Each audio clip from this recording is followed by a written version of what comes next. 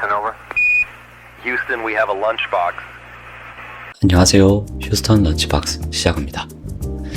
채널을 만들고 지금까지 한두 달 남짓 소소한 일상을 공유하는 영상들을 많이 만들어 왔는데요. 첫인사 영상에서 말씀드렸던 것처럼 그냥 하고 싶은 거 하는 채널을 만들고 싶었는데 사실 하고 싶은 거 다 했으면 가장 먼저 은퇴부터 했겠죠.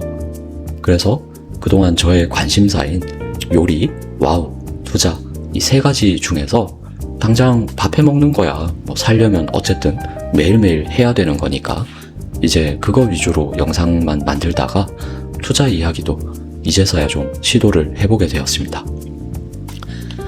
투자 관련된 이야기들은 앞으로 투자 만류라는 시리즈명으로 짬짬이 틈나는 대로 계속 해볼 거고요.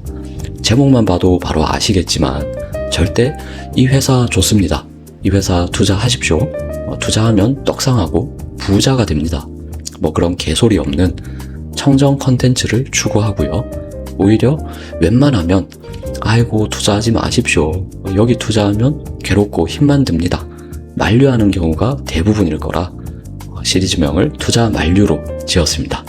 이 만류라는 말의 사전적 의미가 그만두도록 말리다, 붙들고 못하게 하다 라고 하는데요. 네, 남의 말만 듣고 자신의 소중한 돈을 투자하는 그런 행위는 그만두도록 말리고 붙들고 못하게 하는 게 당연하겠죠. 투자 만류에는 또 다른 의미도 있습니다. 바로 만류 귀종의 뜻을 갖다 붙인 건데요. 이 만류 귀종이란 말은 무협지에서도 자주 등장하죠.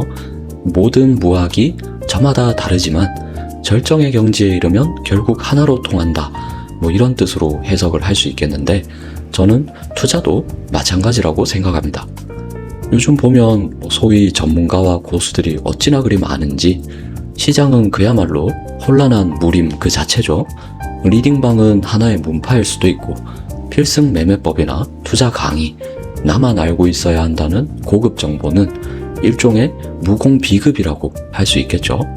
실제로 그걸로 강의 팔고 책 팔고 유튜브에 나와 홍보하는 사람들이 즐겨 쓰는 타이틀도 대부분 투자 비기, 투자 비급 같은 무협지 메타포입니다. 참 재밌는 풍경이에요. 하지만 결국 좋은 기업에 대해 열심히 공부하고 시장의 노이즈에는 귀를 닫은 채로 기업의 성장을 오랫동안 함께 하겠다는 동업자 정신으로 내가 감당할 수 있을 만큼만 꾸준히 투자하는 것, 이것이 결국 투자의 본질이고 투자의 가장 근본적인 방법이 아닐까요? 고수들의 수백 가지 비기나 잡소리들보다 이 원칙 하나를 지키는 것이 훨씬 더 건강하고 즐겁게 오랫동안 투자를 지속할 수 있는 길이라 믿습니다. 이 시리즈의 핵심 목적은 명확합니다. 제가 관심 갖고 투자하는 종목들을 공부하고 그 내용을 계속 복기하면서 처음 투자했을 때의 로직과 의지를 재확인하고 폭락장에 순간 패닉이 와서 매도하려는 마음이 들 때마다 그 마음을 꺾기 위한 거죠. 중요한 건 꺾이는 마음입니다. 그러니 여러분들도 이게 거창한 고급 정보다, 야 이거 이 회사 좋다 여기 투자해야겠다 이런 거보다는 그냥 이런 회사도 있구나, 휴스턴 런치박스는 저런 종목에 처물렸구나, 아유 저 등신, 이런 가벼운 마음으로 봐주셨으면 좋겠습니다. 자, 이제 대충 시리즈 소개는 끝났으니까 지금부터 본격적으로 제가 투자한 종목을 물고 빨고 아주 빤스까지 탈탈 털어서 도대체 여기가 무슨 일을 하고 있고 앞으로 무슨 일을 하려는 회사인지, 얘네는 도대체 지금 뭘 어쩌고 있길래 주가가 이렇게 매일매일 떨어지기만 하는 건지 또 아주 소상히 알아보도록 하겠습니다. 그 첫 번째로 제 포트폴리오의 절반 이상을 차지하고 있는 애증의 회사, 나스닥 티커명 LUNR, 루나죠. 그리고 저만의 투자 프로젝트 오퍼레이션 투 더 문의 핵심 기업 인튜이티브 머신스를 살펴보겠습니다. 아마 대다수의 사람들이 우주시대 하면 가장 먼저 떠오르는 기업은 어딘가요? 라는 질문을 받으면 10중 8구 스페이스X를 떠올리실 겁니다. 거대한 로켓이 하늘로 치솟고 이 부스터가 다시 땅으로 수직 착륙하는 장면은 진짜 엄청나죠. 그런데 스페이스X가 지금까지 우리 인류가 우주로 진출하기 위한 고속도로를 깔아주는 최첨단 운송회사에 가까웠다면 이 고속도로의 끝, 그게 달이든 화성이든 태양계 어딘가에 심우주, 딥스페이스라고 불리는 어떤 곳이든 그곳에서 실제로 사람이 해내야만 하는 모든 일련의 경제성 있는 활동들, 그리고 통신 같은 필수적인 것들, 실제 비즈니스라고 불릴 수 있는 걸 해내기 위해 필요한 그런 인프라와 각종 표준을 구축해서 인류 최초로 달 경제라는 거대한 인프라 독점을 노리는 게임 체인저, 이것을 목표로 하는 곳이 바로 인투이티브 머신스입니다. 첫 시간인 만큼 먼저 회사에 대한 아주 기본적인 내용들을 한번 살펴보고 가겠습니다. 인투이티브 머신스의 창업자는 스티븐 알테무스, 캄 가파리안, 팀 크레인, 이 세 사람인데요. 이 세 사람은 단순히 그냥 우주가 좋아서 뭉친 괴짜 공학도나 과학자도 아니고 그냥 돈 많은 창업가들도 아니었습니다. 한 명 한 명이 다 미국 항공우주국 나사의 베테랑들이었고요. 특히 최고 경영자인 스티븐 알테무스는 나사의 존슨 우주센터에서 엔지니어링 디렉터까지 지냈던 엄청난 인물이었죠. 이들이 왜 굳이 안정적인 나사를 박차고 나와서 스타트업 중에서도 생존율이 거의 극악에 가깝다는 우주 섹터의 회사를 차렸을까요? 아폴로 프로그램 이후 미국의 국가 주도 우주 탐사는 너무 비용이 많이 들고 또 비효율적이었습니다. 공격적인 혁신과 하이리스크 하이리턴의 그런 도전을 하기에는 기존의 정부 주도형 우주 산업은 발전 속도가 너무 느렸고 여기저기 정치인들 눈치도 봐야 되고 예산을 받아 운영되는 그런 방식이었습니다. 한계가 분명했죠. 그래서 스티븐, 캄, 그리고 팀, 이 세 사람은 이제 우주 탐사는 정부가 주도하는 것이 아니라 민간이 주도하는 상업적 생태계로 전환되어야 한다 라는 아주 큰 뜻을 실행해야겠다고 마음먹었습니다. 나라 돈으로 기술만 개발하던 그런 시대는 끝이 났고 달이라는 무대를 민간의 비즈니스 영토로 만들겠다는 그런 야심찬 꿈을 안고 2013년 텍사스 휴스턴에 둥지를 틀게 됩니다. 저만 그런 건지 모르겠는데 투자의 매력 중에 하나가 바로 이건 것 같아요. 꼭 하버드나 MIT를 졸업한 천재 엔지니어가 아니더라도 평범하기 짝이 없는 제가 단돈 몇만 원으로 투자를 통해서 이런 실력자들과 같은 주주가 되고 동업자가 되는 거죠. 물론 의결권은 없고 직접 비즈니스에 참여하는 건 아니지만 투자자는 기본적으로 동업자입니다. 정말 대단한 일 아닙니까? 물론 동업을 또 하다 보면 개같이 망해서 같이 쪽박을 차는 경우도 수없이 많지만 어쨌든 전에 없던 이런 달경제 인프라를 구축하는 엄청난 도전에 저도 주주로서 같이 동참하고 있는 거니까 이것도 투자의 또 하나의 매력이겠죠.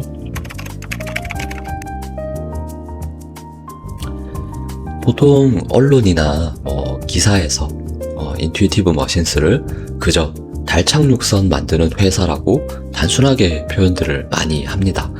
이게 아예 엉터리 소리는 아니지만 사실 이건 이 회사가 구축한 비즈니스 모델의 한 10% 정도만 보는 거고요. 이 회사는 인류가 달에 가기 위해 필요한 것들 중에서 운송을 제외한 달에 가서 하게 될 거의 모든 것들의 인프라를 구축하는 그런 회사라고 시작 부분에서 말씀을 드렸었죠. 코어 비즈니스를 간략하게 일단 세 가지 축으로 압축해서 말씀을 드려보겠습니다. 첫 번째는 달 화물 수송 서비스인데요. 나사의 CLPS, Commercial Lunar Payload Services, 즉 상업용 달 탑재체 서비스 프로그램 등을 통해서 과학 장비와 화물을 달 표면까지 안전하게 배송해주고 나사는 그에 상응하는 비용을 인투이티브 머신스에 지불하는 그런 형태의 비즈니스입니다.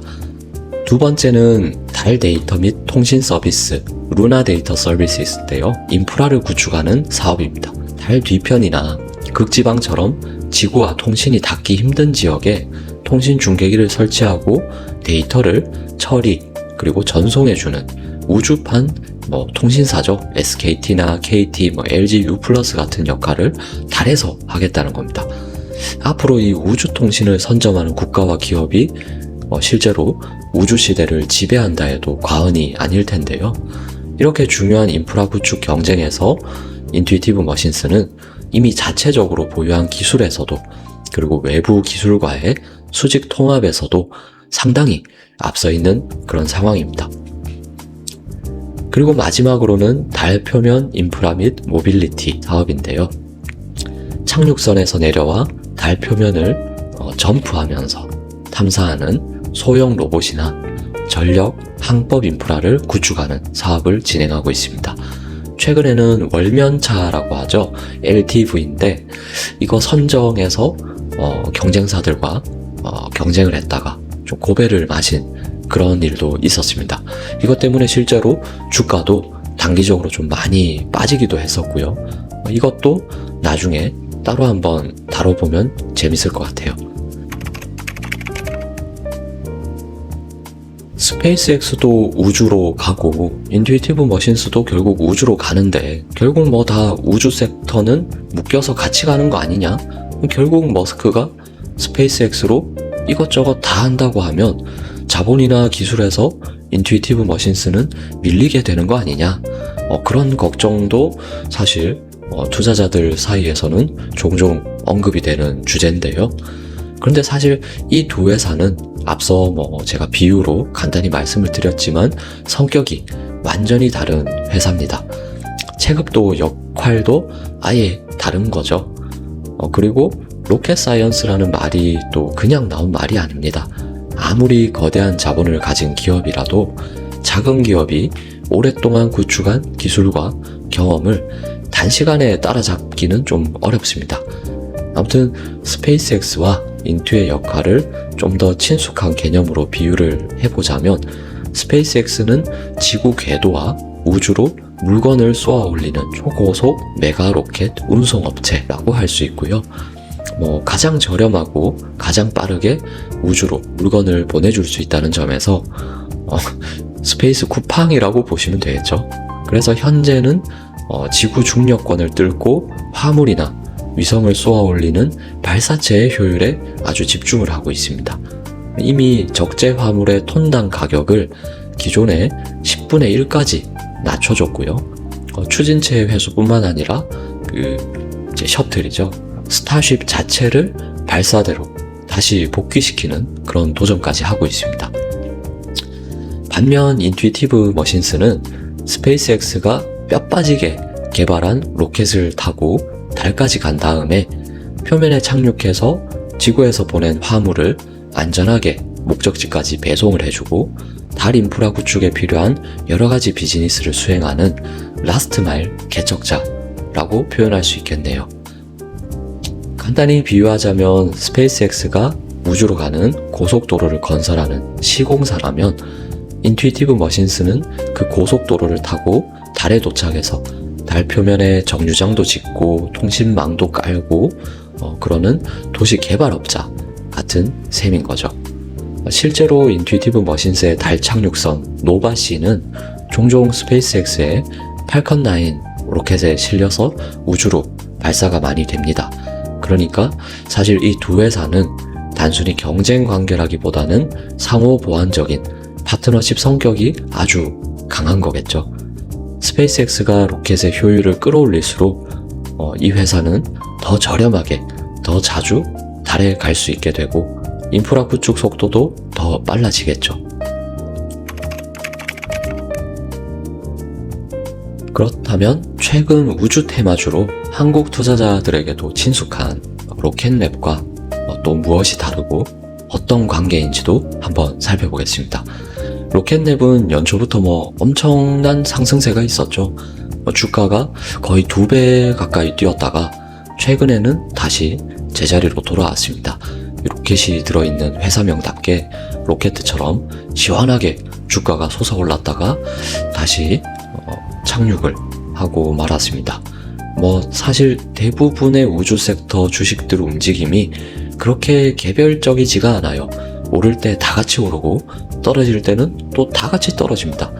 그만큼 아직까지는 개별 기업의 역량이 제대로 검증되고 시장에 정확히 반영된다기보다는 섹터에 대한 투자 심리나 거시적인 이벤트에 크게 영향을 받는다는 거겠죠. 그래서 단기 투자나 기대만 가지고 들어오기가 참 지랄맞은 섹터가 바로 또 이 우주 섹터입니다.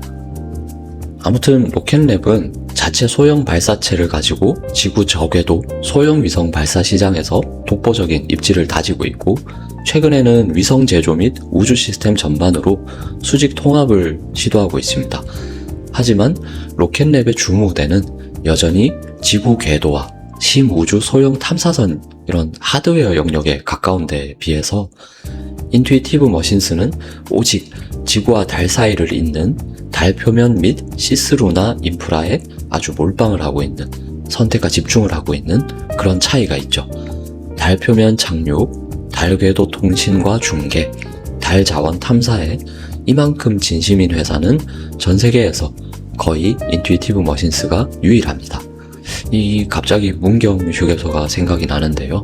거기 가면 오미자 돈가스, 오미자 청, 오미자 김, 오미자 빵, 오미자로 할 수 있는 건 다 있잖아요. 인투이티브 머신스도 달 착륙, 달 통신, 달 자원 탐사, 달고나, 달러 환율, 달심, 달맞이꽃. 죄송합니다. 아무튼 달과 관련된 것이라면 대부분 커버를 하고 있다. 이렇게 보시면 되겠습니다. 실제로 나사도 인투이티브 머신스의 달에 대한 이런 헌신과 집중, 그리고 기술력을 매우 신뢰하고 있고요.